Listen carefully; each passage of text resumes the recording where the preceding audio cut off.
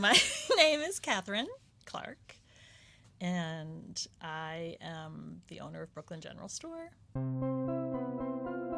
Hello, makers. Welcome to the Making Conversation podcast, where we chat all about making, the app, and the act. My name is Jen, and I'm head of marketing for Making. My pronouns are she, her, and my Making app username is Knit Pearl. We are at Brooklyn General Store, and I'm about to talk with Katherine Clark. I have been in love with this store even before I met Katherine and have made many online purchases from here. After becoming friends with Aimée, Lovey and Aimée, and her introducing us, I fangirled for a second and then, I moved on and now we've become really good friends. So let's chat with Katherine. And also a midwife and a designer. So which came first? The midwife or the yarn shop? Oh, I'm also a mom of 3 kids. So that came first. But I think what came first is the midwifery. I was a midwife for like 10 years or so, and I was like, oh, I need to do something more creative. So I opened the store in about 2002. Nice. I mean, not about, in 2002. Okay. What is time? Let's rewind a little bit. Mm-hmm. What is your maker journey? When did your craftiness and creativity all begin? Very young. I was probably 4, and my mother taught me how to knit. Oh. And sew at the same time, pretty much the same time. My father's mother also helped me a lot, and I never stopped. Mm-hmm. I never stopped doing it. I never had a break. I just kept going. Wow. And it's interesting, my mom, she was really into crafts. So she had this business, she was a full-time mom when we were little, but she had this business making crafts, and she would go to craft shows. And I was like her worker bee. Oh. I loved it so much. I was like, we made like little pins, like little felt things, little rainbows. And then I used to bring the things that I made to these craft shows with her. And so I had my own little business when I was like, 10, 11, 12 with my mom. And always a business lady. Yeah. And it was just that's really like how I started. And it wasn't knitting necessarily, but some things were knit and some things were sewn. A lot of sequins. Was this like, I'm going to reinvest this money into my business? Or were you like, I'm a kid and I'm going to go buy candy with it? No, I saved it. And then I ended up buying a car like when I was in high school. Then I started sewing kind of bigger projects when I got a little bit older, like on the sewing machine. I used to make my own clothes, but I really started getting back to knitting early in my high school years, and I would knit all the time. Were all of your friends like also makers, or were you solo knitting? Solo. I was solo. Except with my mom and my sisters. Oh yeah. Yeah. So, but my friends, I can't remember any friends doing that stuff with me. I had a teddy bear business, so I used to make teddy bears. I was a teddy bear collector as a kid. I had like hundreds of teddy bears, and I used to put them all in my bed, and then I would sleep on the floor. So I decided I'm going to see if I can make one of these. So I did, and I used to come into Manhattan with like a bag full of teddy bears and go to like Rockefeller Center and sell them on the street when I was in high school. Yeah, that was fun. That didn't last that long, but I was in the paper, and it was funny. Oh my gosh. So you grew up in this area? I grew up in Westchester. Oh, right. Yeah, okay, yeah. Got it. Yeah, so I just took the train down with my bag of bears. Bag of bears to Rockefeller Center. Mm-hmm. And then in college, I knit a lot during class and after class, and I started designing sweaters right after I got out of college. Mm-hmm. But at that time, there was nothing computerized about knitting. So I just like drew my charts and graph paper, and I never reproduced them. And, they're just, I have a folder full of all my charts for my color work. I haven't, gotten those into the computer land yet. Do you think you ever will? No. Or no? No, they're hideous. They are. They're really. So we've got some honesty here. Yeah,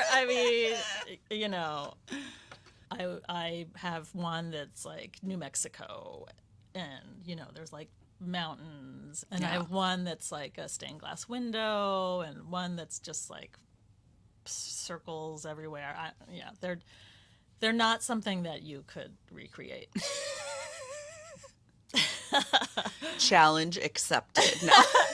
I that could be a fun thing though to like. Oh wait, I have one that has sperm and uterus and menstrual cycle. Yeah. And I did this sweater for my midwife when I was pregnant. Oh my gosh. And I made, all the bodily parts. And then I gave it to her. Yeah. So no one's going to make that one. I mean, I don't know. This could be a thing. I don't know what happened to any of those sweaters, though, honestly. Like the actual sweaters. Do you have anything from when you first started knitting or sewing still with you? I have a cape, like a French lieutenant's woman kind of cape.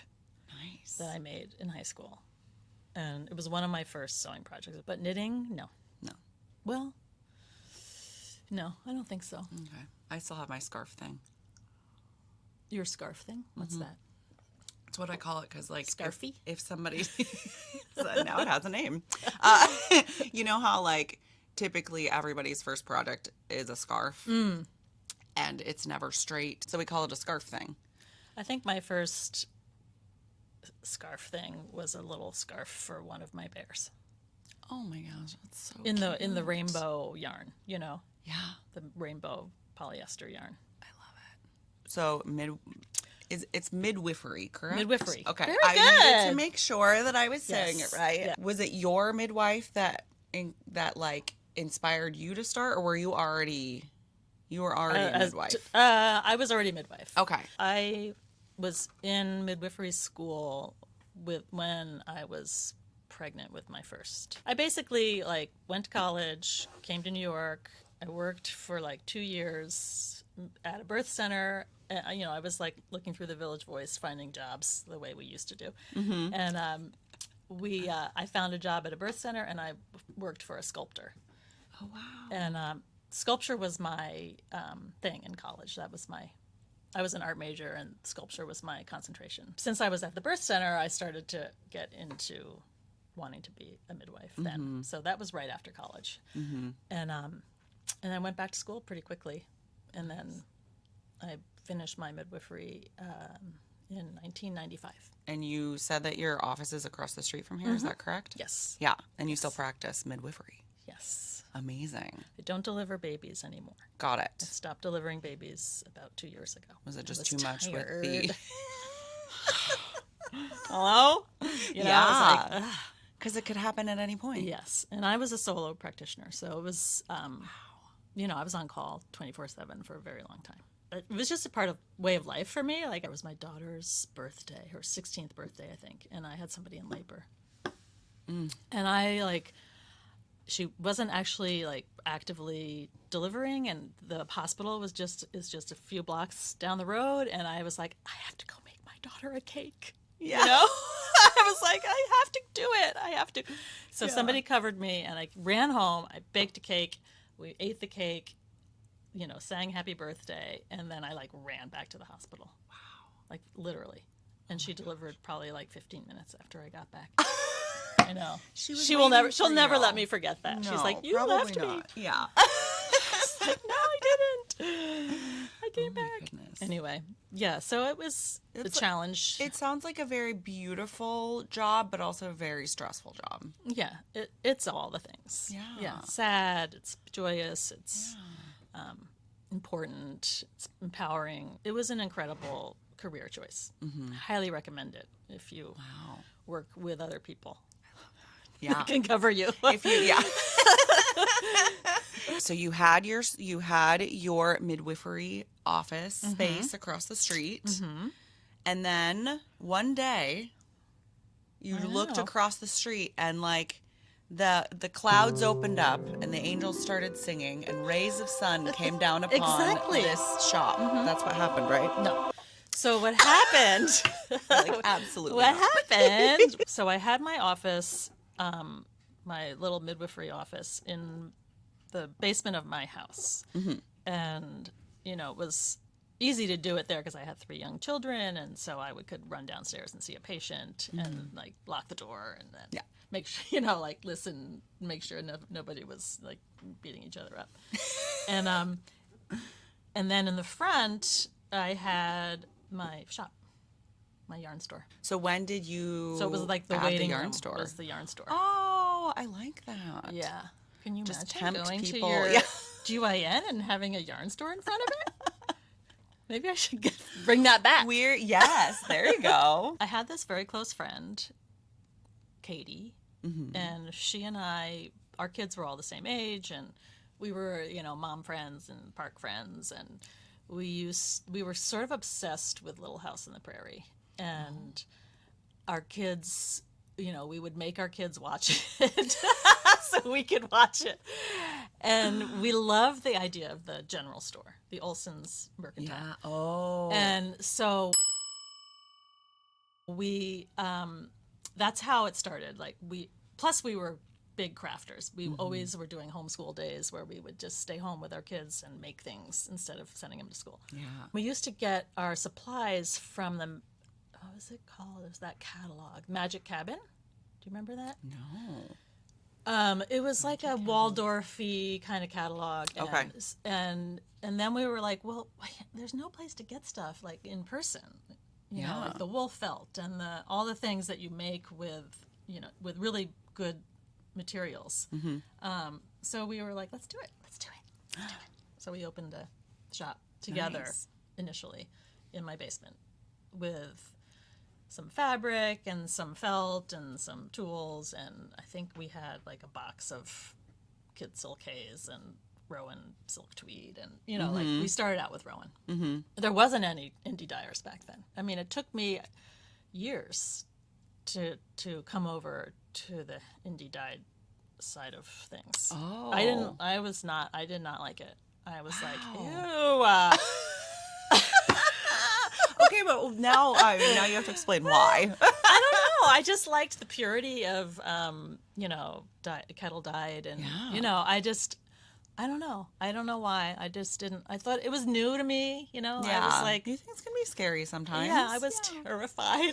I was like, I don't want to have all those choices. It's just it was. But anyway, now I love it. Of course. Because it's like Christmas. Yeah. I like to see who the people are.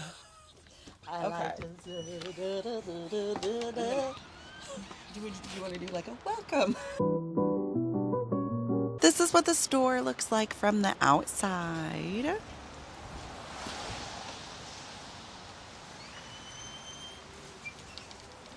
Welcome.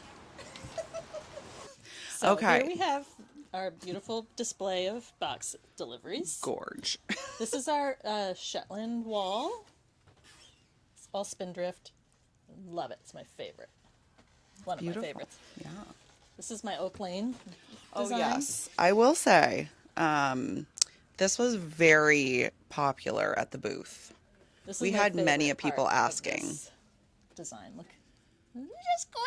Oh my goodness. Hello. Does the squirrel have a name? That squirrel? Yeah, I think you No. should name it. I should. Oh, I have to think about that. Yeah. It actually looks like my dog. Vanna. This is the button area and ribbon area. Nice. This is our spin cycle display. It's all spin cycle. This is our Noctuide color. Look at that. Oh, this is all one colorway. Ooh, wow. We've been carrying spin cycles since, I think, like right after they opened. That's awesome. I remember meeting Rachel. She came to the shop a very long time ago when they were still doing their hand spinning. Mm-hmm. Before they went into like major production. It's organized by weight. So it starts with lace and fingering and sock. And it goes down the wall. All the way to the end is bulky and super bulky. So how do you choose the brands that you work with and the colors? Always start with the blue. And then I build, and I think when I'm thinking of putting a palette together, I'm always sort of looking at a painting, and specifically a fresco painting. Ooh. So, you have like the chalky, I love the chalky blues and reds and like clay kind of colors, Yeah. and yellows. And then when I put the palette together, I always like put in the little pops. The pops. The pops. I like that. I like to actually speak to the maker on the phone and sort of do like a little vetting, that they are aligned with sort of my sensibility, and that they aren't gonna, sell to somebody that's across the street, or, that kind of thing. Yeah. Which is technically your shop. Across the street. Right. Yeah. Sell to me. Tell us the story about it with Aimée. How you came to be friends and carry her yarn. I found out about La Bien-Aimée probably about maybe a year or so after she started dyeing, and I was persistent, shall we say. I emailed her several times, and she wasn't ready to wholesale, and then she came to visit me.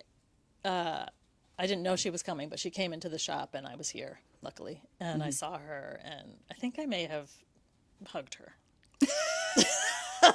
Just ran up. I think I may have actually done that. Yeah. And she, about a week later, she wrote to me and said she was ready. That's great. And then I put my first order in. Wonderful. And it's really fun to work with Aimée. She's like, you know her. She's just super hardworking, and, she's like me. She loves to brainstorm about new ideas and new businesses, and, let's do this, let's do this, let's do this. And that. Yeah, I love that. This is a design in the making. I'm thinking Sneak about peek. Sneak Yes. peek. What? So, there it is. Wonderful. Grabber. The grabber. Okay, so this is the first sweater I designed for Pom Pom, and this is Michelle, and these are the moons, and this is actually, for me, about women's power and their connection with the lunar cycle. This is Bela, Beautiful. and see the bees? Yes. These are the worker bees, and this is the queen with her crown. These are more workers. And this is Clover. Sometimes it's about just what I'm thinking about for a period of time. Like this one, this is called Free to Fly, and this was when my youngest was going to college. Oh. And I was kind of like really sad, but also like really happy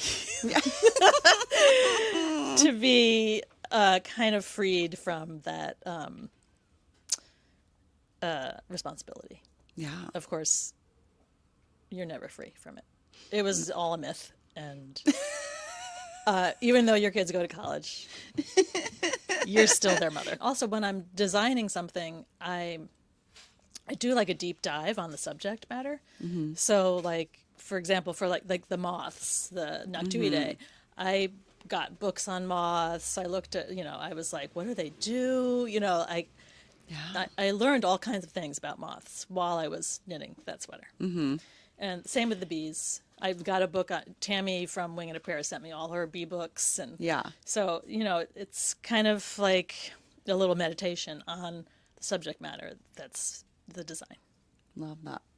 So, is there any irony to this sweater at all?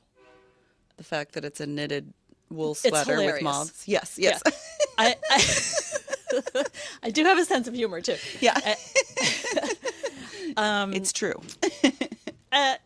I actually, this is more about the thought that moths are not as pretty as butterflies. Oh. And that it's not really true. It's not true. No.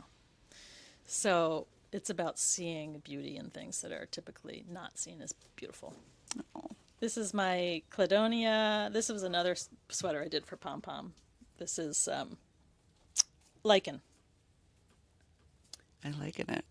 Right? I was waiting for that. Oh, this one's good. Oh, that's great. This is my uterus cowl. Mine. Mine. I'm not going to do a sweater in this. It doesn't say lawmaker. This Congress, is president. Wishcraft. Yeah. How long was the yarn shop there before you moved over here? 4 years. 4 years. Yeah. Wow. Okay. And then you were like, I need to get a bigger space.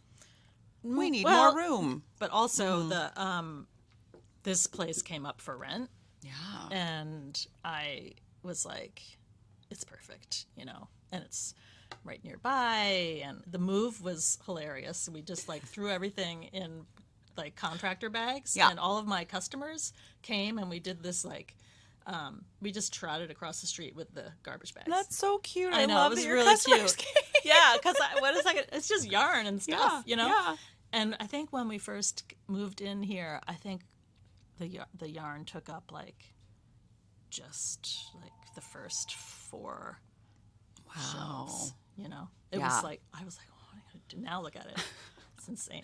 Fine, I'll do the indie dyers. So the name came from the obsession with the store. The general store. The general store. Yes. And we wanted to be a place that was for all makers, not just knitters. Yeah. Yeah. We were at Vogue Knitting Live, and Katherine was so generous to invite Making to share space with us. So we did some interview questions. Okay. And with different makers. I'm going to ask you a few of those questions, modified to a one-on-one situation in a yarn shop with a yarn shop owner. What is one thing that you feel like we are doing well as a maker community, and what is one thing that you think we can improve on? We're doing a good job at promoting each other. Lifting each other up. Yeah. Yeah. I always feel happy when someone with someone else's success, and I think that's true. Pretty much across the board. I think that it's a community where there's not like this compare and despair kind of feeling. I think. I mean, I'm sure there are some people that feel that way, but I do think that for the most part, everyone is just happy to lift each other up. And then I think the people who aren't, they kind of find their own way out. And then let's see, what can we improve on? Is that the other question? Yeah. Can I come back to that one? Yeah. Yeah. So this is kind of like our stationery area. It's kind of not that tidy right now. These are all our fat quarters, which we love making for quilters. We put fabrics together, combos of fabrics. This is our embroidery wall, where we have floss and needles and some sewing supplies. And then we have the fabric all back here. Yay.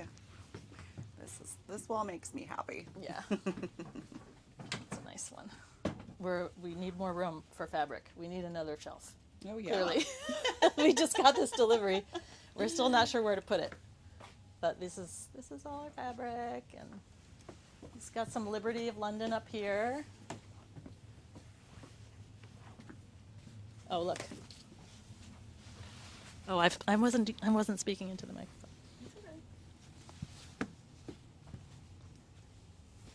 Hey! Gotcha! I made my pants out of this. So you were going to come back to the thing that you feel like the maker community could do better with. And as we were wandering the store, you remembered. You realized what we needed to say.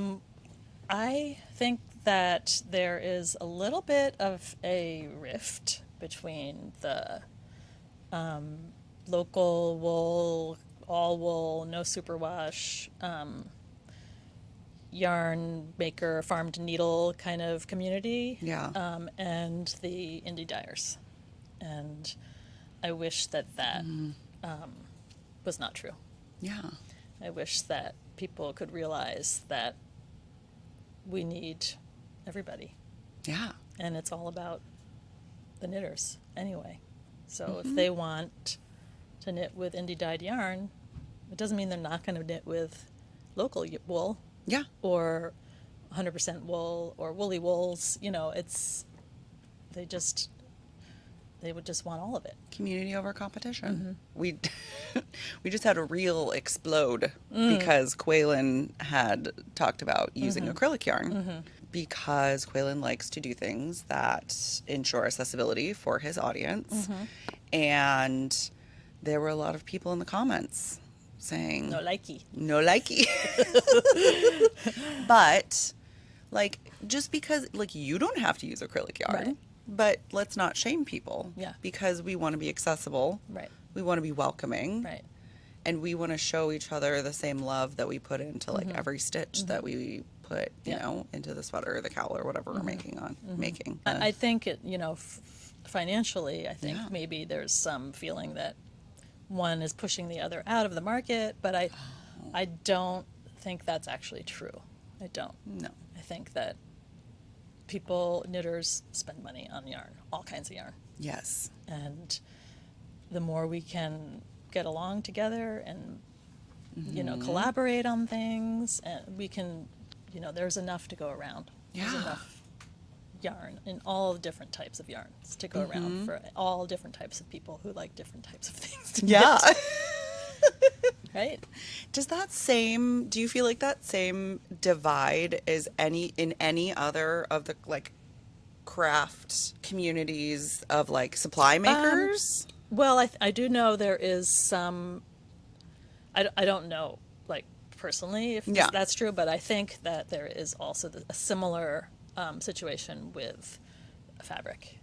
Interesting. And having fabric that's sustainable and like where the supply chains are all visible versus fabrics that you don't know what impact they're having on that community, the dyeing of it, you know, the wastewater. There's lots of change happening in the crafting space and in the maker space.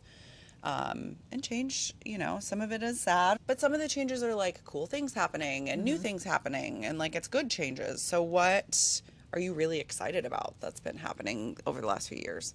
I love the new kind of explosion of indie maker marketplaces that are popping up. Yeah. Sacred Sheep with Rachel and Flock, and I think that there's going to be more of those popping up, which is really fun. I know how hard it is to put together a festival, and I'm really impressed with these women who both own yarn stores and are doing these festivals, because it's so much work. And I hope that we'll have some more on the East Coast and maybe in other parts of the country, and you know, that people will be inspired by that, and that more and more little festivals will pop up, and we can go and see all the different parts of the country. And I know. Okay, well, I was going to ask you where, like, if there was any places that were like ripe with opportunity. So maybe it's that, like, doing that in the middle of the country, and keeping it small. Like, you don't have to have like a massive festival to sort of itch that itch. You can just have a nice, cozy. I will say this year Flock is going to be much bigger. Yeah. But with Jess kind of being at the helm, I feel like it's still going to feel that same community feeling. Yeah. That was actually something that came up a lot this last weekend, was just like the different feelings between the different festivals. Like, it's so fun to see everyone. It's so fun to go buy yarn and, you know, hang out. But there is a clear, like, feeling of, it's like community and then consumerism, or sometimes it's the opposite, but they still exist. Yeah. And I think that a lot of it key. has to do with the person who puts it together. At the top. Community, and then consumerism. Yeah. Down here. It is a challenge for me as a business owner to be part of that Yeah. and have to, make money selling yarn. Yeah. I wish that I could just not have to do that, but that's what I do. Just give away the yarn. Yeah. I And the mean, it's just fabric. like sometimes Yeah. it feels like, there's so much consumerism in this country, and it seems kind of excessive. We're going to be launching the marketplace soon. Yes, very so excited. Finished goods. I know, I'm so excited about that. Finished goods and supplies you will be able to purchase. Right now it's PDF patterns from designers, but we've been thinking a lot about like kind of this, right? Like there is so much consumerism. People go and just buy yarn and then they stash it and then It stays there. it's a lot, Yeah. right? And it there's doesn't already a always lot get in the knit world. into anything. Yeah, yeah. I don't have a huge stash of yarn, but I have a couple of skeins of yarn that, or a couple of groupings of skeins of yarn that I'm like, I'm not really, that color is not really me anymore. Yeah. I never really did anything with it. I wish that there was a place where I could just put it up on a website or in an app for free, and that somebody would just have to pay shipping. Yeah. So that's what we're Like gonna free do. cycle. Yeah. Yeah. I love that. Yeah. Yeah. So that's an idea of ours that's hopefully going to be implemented soon. And I would like to take part of that. Great. Yes. And when you have a yarn store, you have to, it's real estate, right? So you have to, if stuff doesn't sell, you gotta just give it away. oh wow. Yeah. I didn't even think about that. Oh yeah. Yeah. I mean, I think that you do. Yes. You can't just keep it forever. Yeah. Yeah. I didn't even think about that part. About owning There you go. your yarn store. Wow. So it would be great for the shops Yes. too, not Yeah. just the humans that are Yes. makers. Yeah. Totally. Yeah. That's awesome. Look at that, Ashley. Customer research happening right here in the podcast recording. So obviously Brooklyn General has been a thing for like 21 years, which is amazing. But I know you, and there's always something that's coming down the pipeline that's new. I don't know why I just did that, but that was it's the dancing that Yes. you. Oh, yeah. Oh, we haven't even talked about that. Oh, okay. We recorded a lot earlier that didn't record, so We're yeah. take two. Yeah. Last year I had a little party at Rhinebeck called A Woolen Affair, and it was super chill and easy and fun, and I had a little bit of yarn to sell there, but it wasn't about the yarn selling. Like I sold a little bit of yarn. Yeah. It's just like I had to bring something. Community over consumerism. Right. And one of our yarn dyers, Aimée from Little Fox, she and her husband Brian sang, and they were so good. Like they're very talented musicians, and they came and they serenaded us all night, and we had bonfires and really good food and just a bar, and it was like we were all just hanging out in an orchard in a tap room, and I'm going to do that again this year. Yes. I think it's going to be on Friday Okay. instead of Saturday. Last year it was Saturday, and it was a little challenging too, because they have their open farm day on Saturday, and we had to turn around the event space in like 45 minutes. Oh my God. I was so nervous. I was like, Yeah. the last call is now at 5. Like we're starting at 6. Anyway, but they were great. They knew what they were doing. I didn't know that they were going to be so efficient at their turnover. But amazing. But still, I would rather do it on a day when we don't have that. What's the vibe? Like how many people-ish? Last year we had 200 people. Okay. And I think that's probably a good size for the party part. Yeah. But if we do it on Friday, we can do like an all-day thing, and then we would have probably timed entry so that people could come for a few hours and then leave, and then we can accommodate more people. Wonderful. Is there anything else that you want to talk about that's I think that I was that, I don't right? want to give away any secrets. Yeah. Okay. We're not. There are secrets that we cannot talk about. That's what we've learned. Your life is all about making, like the act of making. Obviously, you want to shop. Is there anything that you do that has like is not related to making at all?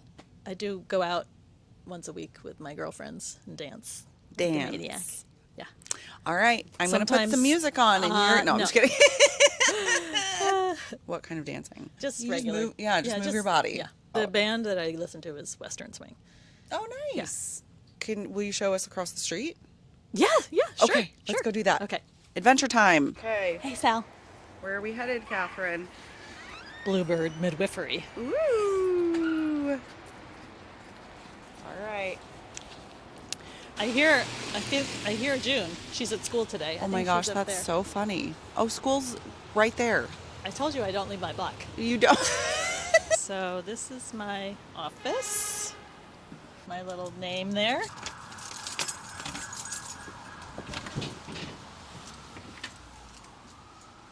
That's my sign that used to be hanging up. I took it down. Needs some repair. This is where the old Brooklyn General store was. This is the first location. Wow. Ooh. Got some great art. Beautiful. This was the OG BGS. Yep. So this is my waiting room now. Nice. And then this is my actual office back here. Okay, this door. That door has a story. Okay. Okay, so when I found this door, I was like mesmerized by the glass. It's gorgeous. And during its move around the house when we renovated, it was completely broken, shattered. One of the contractors broke it. There was a local glass person down on like a couple blocks away, and I was determined to recreate it. And so she gave me the glass, and I put tape on. This is all like I made these. So I put tape. She covered the glass with tape, and I cut it out with an X-Acto knife. All of the clear spots is where the tape remained, and all of the opaque spots are where she sandblasted it. So I brought her my pieces of so glass cool. with all the tape on it, and she put it through her machine, and then I got my door again. Yay! Yeah. That's beautiful. Yeah. So this. More cool glass. Yes, this did not break. That's good.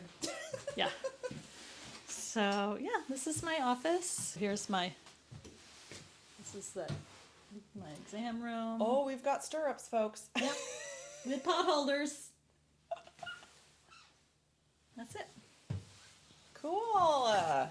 Thanks for showing us around. Sure. I mean, she contains multitudes, you know? She contains multitudes. She can deliver your baby and then knit a sweater. Oh, okay. And So sell you listen. the yarn. So here's my customer story. Oh, yes. Okay. So we were talking earlier across the street. Was there like a memorable customer story? It's not actually one customer, but it's a handful of customers. So in my years of being a midwife, a lot of my clients were knitters. Nice. So there was like quite a nice overlap, and sometimes they would come for their appointment, and all we do is help.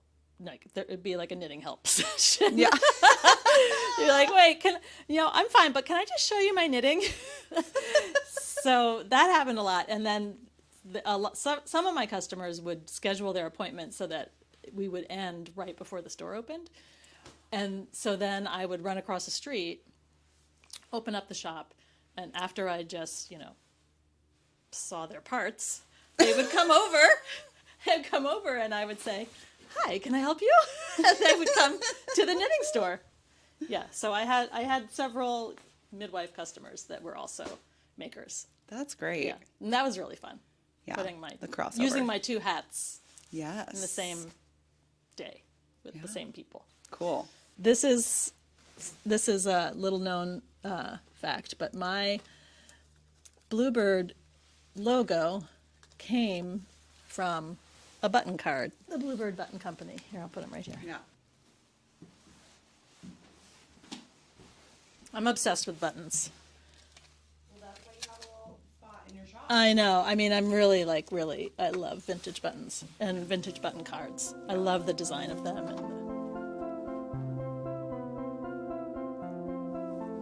Can I put my mic away now? Yes.